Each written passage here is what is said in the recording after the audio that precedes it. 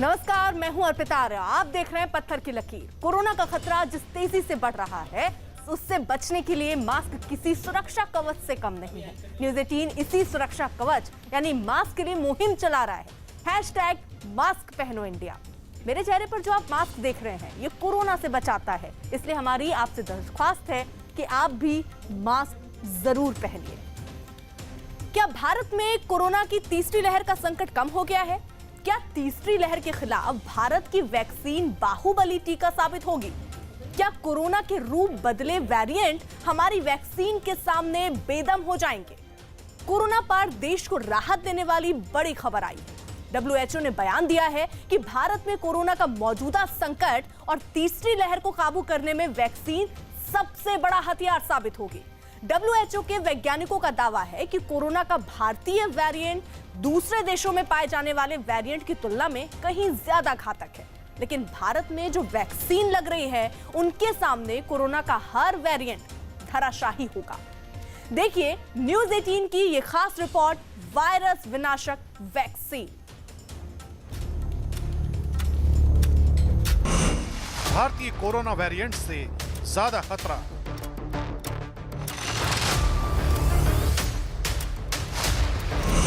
Vaccination से ही संभव corona का काल।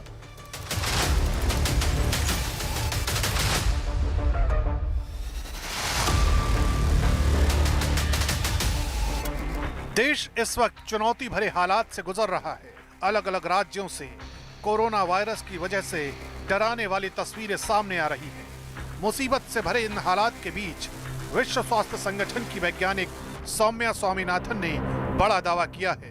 कोरोना के भारतीय वेरिएंट पर चिंता जाहिर करते हुए सौम्या स्वामीनाथन ने कहा है कि भारतीय डबल म्यूटेंट कोरोना वायरस कहीं ज्यादा खतरनाक है।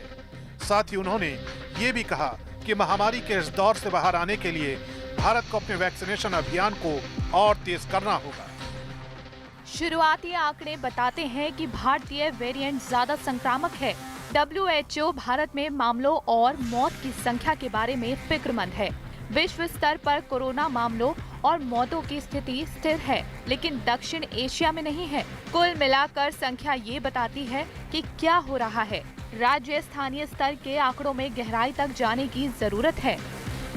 WHO की फिक्र को समझने के लिए हमें इस डबल म्यूटेंट की कहानी को भी समझना होगा। दरअसल इस वेरिएंट को B1612 नाम दिया गया है। भारत में इस वेरिएंट का पहला केस पिछले साल अक्टूबर में देखने को मिला था, जिसके बाद लोगों की लापरवाही की वजह से इस वेरिएंट को पांव पसारने का मौका मिल गया। इस वेरिएंट ने इतनी तेजी के साथ भारत की बड़ी आबादी को अपने शिकंजे में लिया कि रोजाना लाखों मरीज सामने आने लगे। दावा किया जा रहा है कि ये वेरिएंट बहुत तेजी के साथ म्यूटेट करता है और यही इसके खतरनाक होने की सबसे बड़ी वजह है। विश्व स्वास्थ्य संगठन लगातार इस वायरस के भारतीय वेरिएंट को लेकर फिक्रमंद है। WHO में इमरजेंसी प्रोग्राम के टेक्निकल हेड ने भी इस वेरिएंट पर अपनी चिंता जाहिर की है। You're talking about the B1617 virus variant that was first identified in India. Indeed, this is one that has been classified as a variant of interest by WHO. Our EPI team and our lab team has been discussing with our virus evolution working group this variant, this B1617, and everything that we know about it in terms of transmissibility and any studies that are being done in India as well as in other countries where this virus variant is circulating. विश्व स्वास्थ्य संगठन के मुताबिक corona की जो भी vaccine विकसित की जा रही है, वो वायरस के नए वेरिएंट के खिलाफ भी न्यूनतम सुरक्षा जरूर देगी। ये वायरस के खिलाफ एंटीबॉडी और कोशिकाओं की श्रृंखला से एक बड़ा इम्यून रिस्पांस तैयार करती है। इसलिए वायरस में कोई भी बदलाव या म्यूटेशन वैक्सीन को पूरी तरह निष्प्रभावी नहीं कर सकता। WHO की माने तो नए स्ट्रेन पर प्रभावी क्षमता बढ़ाने के लिए इन वैक्सीन के कंपोजिशन में कुछ बदलाव कर इन्हें अपग्रेड करना पड़ सकता है। फिलहाल विश्व स्वास्थ्य संगठन अभी नए स्ट्रेन का डेटा लेकर उसके व्यवहार की स्टडी कर रहा है। स्वास्थ्य अधिकारी और वैज्ञानिक ये समझने की कोशिश कर रहे हैं कि इनका वैक्सीन की प्रभावी क्षमता पर क्या प्रभाव है। ये प्रभाव अलग अलग वैक्सीन पर अलग अलग हो सकते हैं। दावा किया जा रहा है कि वायरस के म्यूटेशन से निपटने के लिए कई तरीके अपनाए जा सकते हैं, जिसमें पहला तरीका है कि वायरस के संभावित बदलावों को ध्यान में रखते हुए वैक्सीन बनाई जाए। और अपग्रेड की जाए। दूसरा तरीका है वैक्सीन एक से ज्यादा स्ट्रेन के लिए बनाई जाए और तीसरा तरीका है बदलाव के मुताबिक बूस्टर टीका अलग से दिया जाए। लेकिन इन तमाम बातों के बीच WHO के वैज्ञानिक यही सलाह दे रहे हैं कि वैक्सीन कोई भी हो उसे जल्द से जल्द भारतीय नागरिकों को लगाया जाए। I want to clarify what because I was quoted as saying that vaccines are not going to work against this variant. That is completely not true.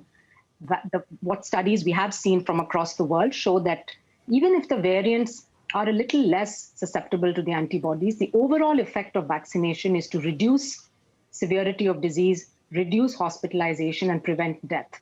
So I want to re-emphasize that all the available vaccines today in India and elsewhere prevent severe disease and death. Even if you get the infection, you're not going to end up in the ICU critically ill.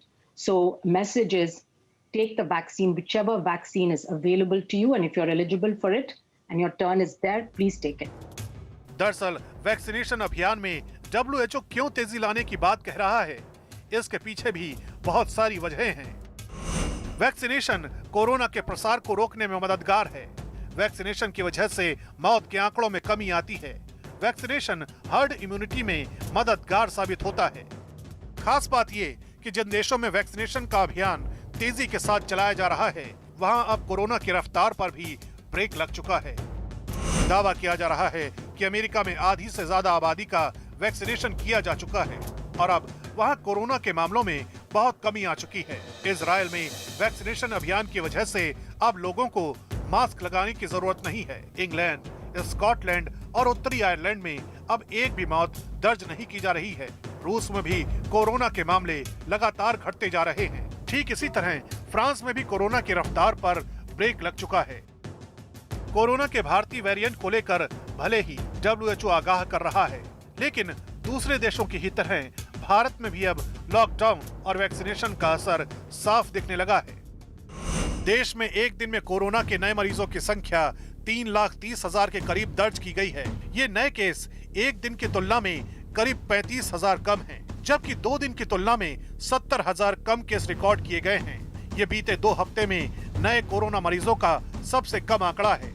खास बात ये कि इस दौरान 3,50,000 मरीज ठीक होकर घर भी जा चुके हैं, जबकि पॉजिटिविटी रेट गिरकर 17.83% तक पहुंच गया है। जाहिर है दुनिया भर के अलावा भारत से भी इस वक्त जो तस्वीरें निकलकर सामने आ रही हैं, उसमें वैक्सीनेशन की भूमिका का साफ पता चल रहा है। यही वजह है कि वैक्सीनेशन अभियान को गंभीरता से लेने की जरूरत है, क्योंकि वैक्सीन की ही बदौलत वायरस का विनाश किया जा सकता है।